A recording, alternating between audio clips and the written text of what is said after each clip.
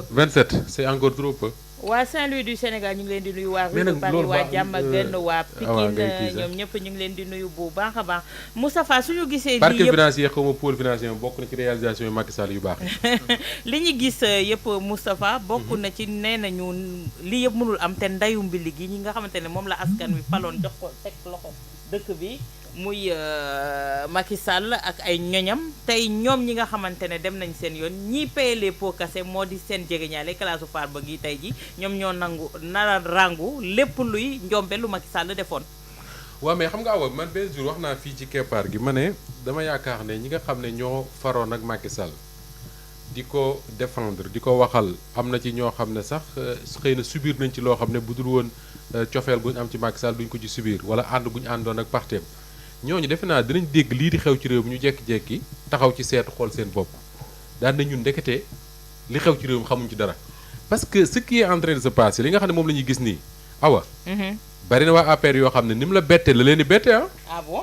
Ah oui tu penses que les gens xamoon nañ ne gars yi nii la ñuy def xaalis bi mais au nom de quoi man ma war a bokk ci ma bokk ci parti boobu di fa militer di xeexal parti boobu ba mu dem pouvoir parti boobu lekk gi mu nekk ci nguur gi tax ay doomu président ak ay xaritam je respecte encore leur présomption d'innocence profito ci am ci lu ñu bëgg man mi nga xam ne maa ciy xeex di ñu ma ciy dóor di ma ci saaga aw ma ci dara tu penses que neex na waa APR yi mais je ne pense pas que mu neex leen mais li am solo mooy li nga wax sànq mooy man je suis parfaitement pour que ces dossiers là ñu dem ci jusqu'au bout képp koo ci xam ne am na loo ci laal te yoon enquête ko c'est pas Moustapha Diop ni Ibrahima ki ñuy def enquête yi yoon moo koy def su yoon defee enquête am ba gis ne diw ak diw mi laal lañ ñu jaar leen yoon mais mënuñ caa yem awa parce que comme ni nga ko waxee am na ñoo xam ne ils ont bénéficié peut-être de ces milliards là ils ont bénéficié de suuf soo xam ne sénégalais yi ko moom ñu jël ko teg ci seen loxo xëy na ñu tabax dëkk ca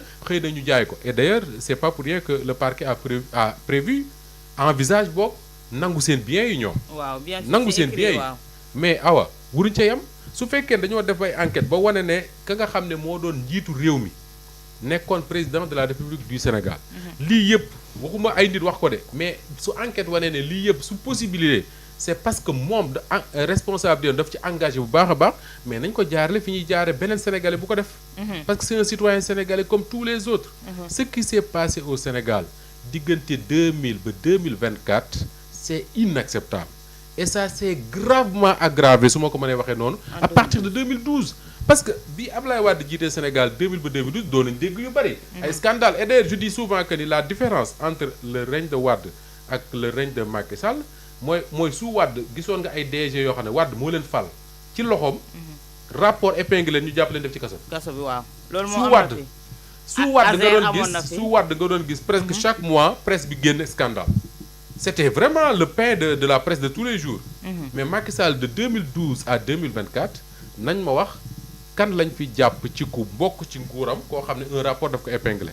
beneen bi mooy même la presse pendant le règne de Macky Sall mais ni ñu doon dénoncer scandale du temps de Wade defatuñ ko woon. et loolu ça a fait que les affaires se sont accumulées mais quand Macky Sall quitte le pouvoir mais les cafards commencent à sortir. Et ces cafards là bu dee génn day génnandoo rek bu fekkoon ne benn par benn mooy génn nga dóor bopp bi mu dee ñu seeti beneen mais si ça sort comme ça Ibrahima mais les gens ils sont étonnés. et c'est normal qu'ils soient étonnés beneen jinax dootoo xamante looy compter. jinax yëpp ay génnandoo.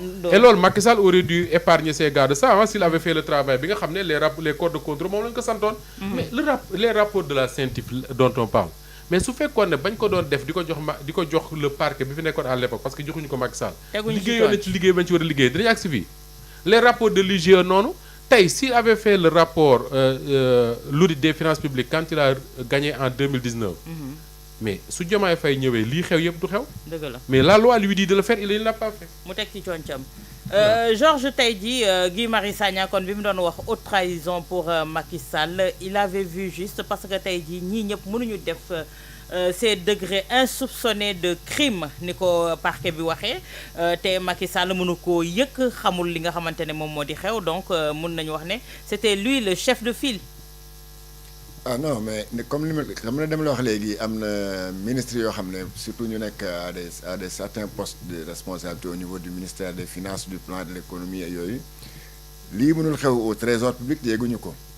Maintenant man le président de la République mooy koo xam ne c'est l'homme le plus renseigné du pays loolu moom xam na ko léegi mu xam ko wala mu bañ ko xam wala mu teg ci concom comme nu mu ko waxee woon loolu beneen affaire la mais man li ma jàpp mooy que man de à sa place su ma nekkoon à son niveau de responsabilité mu nekkoon Sénégal pendant combien pendant 12 ans mais kon war na bu coow li bëree nii waroon na mën a jël dagg billet avion yi ñëw Sénégal tenir conférence de presse jàkkaarloog Sénégalais yi. koy waxal Macky Sall. waaw léegi man moo ma gënal vraiment lu muy tamambaalu su biir seen àdduna bu fu mu nekk nii mu ngi Allemagne suba xam di barke dem mu ngi woon xawma Afrique du Sud di jàngal ñooñu wala di réciter ay leçons naka la ñuy téye réew.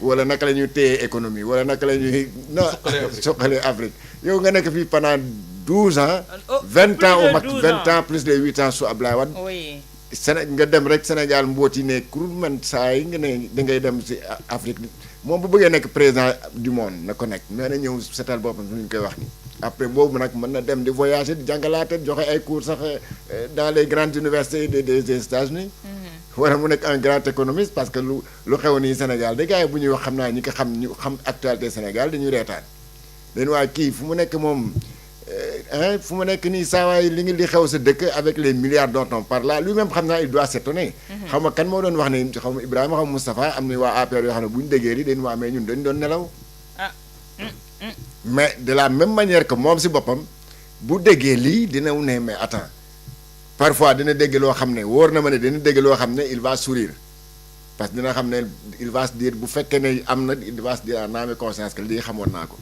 d'accord mais nag dégg loo xam ne tamit dina ko jaaxal si ay nit ñoo xam ne dafa amoon confiance si ñoom ba looloo tax certainement que mu teg concam si yenn dossiers yi préférant faire je sais pas activer le volet politique ou l'affection politique plutôt que de chercher la gestion sobre et vertueuse comme ni mu ko waxoon. d'accord donc fu mu nekk nii xaw ma dañ ko tuddee ndeyu mbil gi mais mooy bàyyi mbil gi moom kay moom na ñëw rek seetal boppam wala doomam bi de toute façon ñoom bu ñu toogee ñu foofu ñoom tamit mais on verra bien c'est que comme Guy Marius comme mënuñu kii gi on va prendre la procédure de Guy Marius Sagna ah oui bu bëggul ñëw doomam bëggul ñëw léegi on va utiliser cette procédure bi kii wax parce que lii tamit ñii de suñu nangoo nekk dégg naa benn waaye buy nax ne gisagul benn si lu ñuy cité nii yëpp gisul benn délit boo xam ne mën ko qualifier de haute trahison mais haute trahison kay mooy jaay si dëkk ba pare si haute trahison. d'accord Georges ñu ngi leen di nuyuwaat bu baax a baax Alpha Jabir Bassirou Faye Georges am na ku lay béggee fii nee na kenn du yow Thiat bu Sonko Bassirou Faye également Dieynaba Dianor ba ak Ousmane Sine Mansour Sine Ndoye Thiat également ñu ngi leen di nuyu Khadim Lo Babacar Diallo Ibrahima suba haute cour de justice war a procéder à la mise en accusation de ministres yi nga xamante ne toll nañu ci juróom fi mu nekk nii. juróom wala ñaar ñi rek la ñuy kii. du Moussa Diop ak Ndeye Saly Diop jaar. defe naa juróom yi la de. ah ok ñoom. ñoom c'était pour la levée de. waaw ok ñoom ñaar ñoo nekk député. Ismaïla Madior aussi. waaw Ismaïla Madior donc comme ñoom ils sont pas députés. donc leur cas est moins complexe donc. je crois que c'est dans le cadre normal d'une procédure. parce que loolu aussi constitution bi moo ko prévoir moo ne ministre moom boo koy topp doo ko topp fi ñuy toppee alxam. fi ñuy toppee n'importe qui. voilà n'importe qui mooy alxam non. mais privilège de juridiction. c'est un privilège de juridiction. bon donc alxam kay mooy X. alxam mooy X ah. voilà donc léegi n'importe qui mooy kan. mooy sama sura bal yi. n'importe quel X kay mënuñu bokk. parce que mais ngeen toog ak non, jàmbur yéen Haalpulaar yi séeréer yi. waaw n'importe qui nag mooy ordinaire. mooy ñun ñi tey ji lépp lu ñu mënta def. on est justiciable des juridictions ordinaires. mais dafa am ñoo xam ne ñoom loi bi dafa leen jagleel ay de comment dire des privilèges de juridiction. donc président ci la bokk premier ministre ci la bokk les ministres ci lañu bokk. les magistrats aussi ci lañu bokk quand un magistrat commet un délit il n'est pas jugé par le tribunal d'instance. Il est jugé peut-être par la Cour suprême selon une composition spéciale. donc loolu lu leen yoon jagleel la donc lii après tout ce qu'on a dit bi émission bi commencé ba léegi wala émission yi yëpp ñuy wax donc li ñu mënoon xaar la pour ñu et j'imagine que ça ne sera pas facile ou non difficile du moins je voulais dire exactement le contraire. Ça ne doit pas être difficile pour la majorité bi fa nekk aujourd'hui à l'Assemblée pour ñu lever l'immunité parlementaire et je pense que même dans un souci de bonne gouvernance même ñi nga xam ne aussi ils sont de comment dirais-je de la minorité te ñuy xeex wàllum li nga xam ne moom mooy reddition des comptes ak transparence dans la gestion des finances publiques ñoom ñëpp je crois que war nañ ci jàpp ba nga xam ne dañuy yombalal juge bi mu mën a traduire ñooñu parce que traduire nit ki ça ne veut pas dire que nit ki moo def loolu il faut que mu leer te sànq bi léegi je vois que Moustapha mi ngi ciy insister mooy il faut qu'on respecte la présomption d'innocence des gens yi nga xam ne ñoom la ñuy citer dans ces choses là donc ñoom bu ñu lever seen immunité bu ñu defee mise en accusation bi ça montre juste que comme genre plainte lay doon quoi comme plainte pour nous les ordinaires là plainte lay doon devant la haute cour de justice donc après haute cour de justice moom mooy saytu def mener ses propres enquêtes donc à travers son parquet ak yooyu donc xool lan la ci def ak lan lañ ci deful kuñ ci war a jàpp ñu jàpp la kuñ ci war a tëj ñu tëj la kuñ ci war a bàyyi ñu bàyyi la mais Moustapha kii am na keroog benn juriste bu ma déglu bu wax benn affaire bu am solo nee na haute cour de justice bi maanaam li ñu doon jiiñ CREI yi moom tamit day souffrir de cette maladie là. mooy double degré de juridiction et la constitution dafa prévoir que ne loolu dañ ko war a garantir à toutes les étapes de la procédure donc maintenant je sais pas est-ce que ñooñu peut-être ëllëg ak si biir du ñu activer seen avocat yi pour ñu exciper de l'inconstitutionnalité de la haute cour de justice. Oui. En tout cas ci côté procédure boobu. pour mën a gàntal lépp loo xam ne donc là loolu je pense que. c'est à prévoir. Moustapha par rapport à cette haute cour de justice là ñëpp jàpp ne privilège de juridiction la mais demain également dinañu xam naka la ñuy taxawee ndax am na ñoo xamante ne ñi juddu ci at yi wees ñoom mënuñoo xam lan mooy haute cour de justice ndax ci nguuru Macky Sall jëfewuñ ko benn yoon. la haute cour de justice kay defe naa ba ñu ko tegee ba léegi ñaari sénégalais sénégalais yi gën a siiw yu mu àtte. Mamadou Dia avec d'autres personnes ñoom wal joojoog ñooñu c'était en 63 après les événements de décembre 62 ensuite Idrissa Seck jotul dem procès dañu voté la mise en accusation la commission d'instruction commencé def liggéeyam ñu dem ba ci biir ñu ne am na non-lieu ce qui est intéressant mooy cette fois-ci encore une fois député yi li ñu leen sant awa suñu dajee ba voté la mise en accusation ba pare député yi dañuy lem seen i cahier ak seen i livre tëj li ci des ci liggéey bi seen yoon newu ci. c'est des juges. les magistrats de la commission d'instruction ñoom ñooy commencé def liggéey. je crois que président cour d'appel moo ko jiite. waaw mu ñooy commencé def instruction bi. li ñu war a xam mooy instruction boobu su commencé awa. magistrat yooyu di ko def amul benn député bu ci bokk amul benn homme politique bu ci bokk wax naa ko waxati ko te magistrat yooyu bu ñu convoqué benn ci juróom ñooñu ñuy tudd. suñ ko entendre ba pare bu leen neexee ca bis bañ ko entendre ñu placer ko en détention donc ça veut dire quoi que ni d'ici les jours parce que bu ñu voté mise en accusation par rek assemblée daf koy jox. dès demain daal la machine va s'emballer. oui dañ koy jox le ministre croix mu transmettre ko la commission de la commission d'instruction noonu lay demee. ñu commencé donc la machine va s'emballer comme tu dis. su fekkee ne dañu commencé enquête am kenn koo xam ne gis nañ ne am na lu ñu téye pour war la mën a téye mais dañ lay placer en détention. d'accord bu ñu la placé en détention enquête bi day wéy su fekkee ne commission dafa dem ba ci biir mu gis ne defoo dara mën nañ la prononcer un non-lieu comme ni ñu ko defoon ci Idrissa Seck te bu ñu ko prononcé comme disait Ibrahima amatul leneen amul appel amul dara c'est fini. le procureur mu def appel. su fekkee ne également dañ la renvoyer en procès foofu la député yi di ñëwaate mooy les 8 députés ñoom Amadou Ba ak ñooñu foofu la ñuy ñëwaate pour siéger ci procès bi ñooñu aussi bu ñu siéger ci procès ba bu ñu àttee ba teg daan wala ñu àttee ba de defoo dara c'est fini. on en parle plus. D'accord Georges waxtu bi mi ngi ñuy xoj rapidement par rapport à cette haute cour de justice là ak demee li nga xamante ne nar na fa tukkee mise en accusation di 5 ministres. loolu mooy wane rek démocratie ak justice Sénégal yi mu ngi dox. démocratie ak justice ci Sénégal mu ngi dox parce que chambre la mise en accusation suñu génération bi yaakaar naa bu Idrissa Seck rek lañ ci fekke. oui.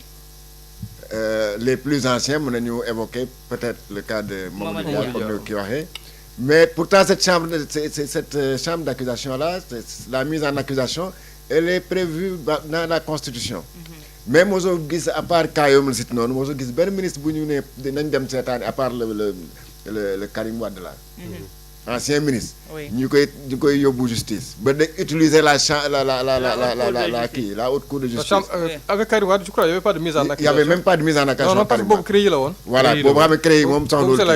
mais en dehors de ça mosoo gis. trois yi rek ñoo am. deux yi passé plus. deux yi passé plus bu Idrissa Seck. bi actuellement. voilà donc ak yii moom moo tax ne mbir yaa ngi avancé démocratie baa ngi avancé justice mu ngi avancé parce que tu me diras pas que tout ce qui était là depuis Mamadou Dia. non pas fauté. ba là ñoom kenn si ñoom deful dara. loolu xanaa mënoo ko nangu de depuis ministre yi nekk ministre Sénégal plus de 260 et quelques. def nañ fi lu ne. ba léegi depuis. mais le dialogue politique était là pour absoudre tous les. te mosoo gis benn ministre bu ñu woo fii si fële assemblée nationale. ça veut dire qu'il y a problème. te waruñu tudd sax Mamour Dia di tudd enfin parce que Mamour Dia quand même. c'était autre chose. rien à voir avec ay. li ay c'était même pas problème de détournement. non. alors donc moo lay won que ne nag mbir yi Sénégal justice mu ngi commencé bëgg a dox te démocratie mu ngi bëgg a dox. kon mun nañoo sànni béeki yi tànk yi dëgër na léegi. Mor Sow nee na awa nga nuyu ko ma nga ca Paris. Mor Sow depuis Paris ñu ngi koy nuyu ak Jili